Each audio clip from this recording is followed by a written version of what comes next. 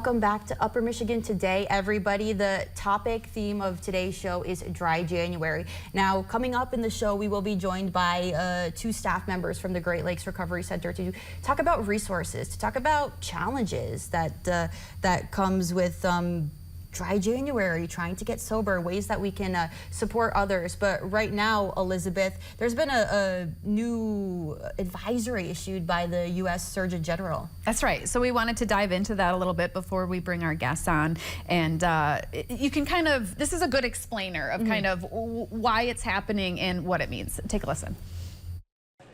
It's a new call to warn Americans about the effects of alcohol. U.S. Surgeon General Dr. Vivek Murthy issued this advisory Friday, seeking labels on alcoholic beverages, warning of cancer risks. The reality is that more people die every year of preventable alcohol-related cancers than drunken driving. And I think most people probably don't realize that. Medical oncologist Dr. Dale Shepard with Cleveland Clinic says he hopes this advisory brings awareness. The Surgeon General's office says less than half of Americans are aware of increased cancer risk from alcohol, and that it's the third leading preventable cause of cancer in the U.S. That risk rises with the amount of alcohol consumed. I think in general, moderation is key. The advisory says every year in the U.S., alcohol is responsible for about 100,000 cancer cases and 20,000 cancer deaths. It's linked to at least 7 types of cancer, including breast, colorectal, esophagus, liver, mouth, throat, and voice box. Lifestyle changes can have a positive impact on cancer risk, risk for heart disease, risk for diabetes. We can't underestimate the ability that we have to change our lifestyle and make ourselves healthier. An updated warning label on alcoholic beverages to reflect cancer risk would require approval from Congress. For Health Minute, I'm Mandy Gaither.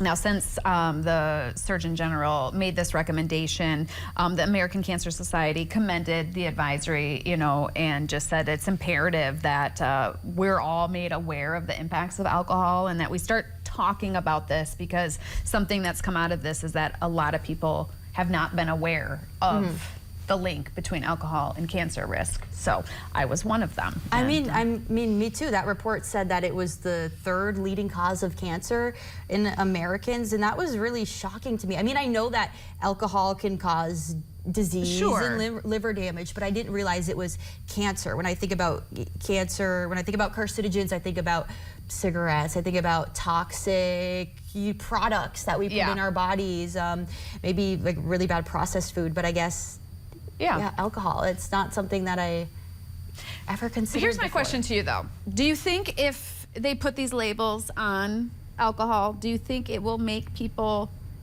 cut back, maybe not drink? Do you think it's going to have an impact? I mean, I think eventually in the long run it could. Yeah. But I think it's more so just like the knowledge, having the access to that information is what's important too, because people are going to do what they're going to do. Yeah. Yeah, I think you're right. I think it's the conversations that will come from it. The conversations that are happening now that weren't happening in December before this came out. So I think they're all really important. And it makes me think too, what else should be labeled? It's not just, there's other foods that we eat. You mentioned other products that have toxins in them. I think anything that goes into our body, on our bodies, around our bodies, if we can breathe it in, if it can seep through our pores. We should know what it's doing to our body. Exactly. Yeah. That's my thoughts. Or do we just love to live in this space of the less I know kind of situation? The less I know, the better. Yeah, I don't want to do that. I don't want to be there. I was going to say ignorance is bliss. That's the phrase I was looking for. Yeah.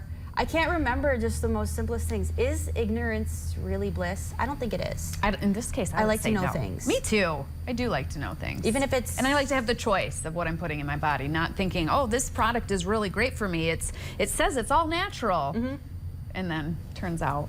Or being like, oh, this product is not bad for me, so I'm going to not control my consumption. And then turns out... it's causing cancer, like cigarettes back in the 1950s. These are good for you. This is your doctor recommended brand. Yeah. Crazy. Yeah. things change, and this will be interesting to see where it goes, and we'll continue to follow this story. But we want to continue this conversation this morning as well. So we're going to take a break, and when we come back, we're going to be talking with Great Lakes Recovery Centers about this month, a new year, and just how we can all support and also maybe make some choices for ourselves. We'll be right back.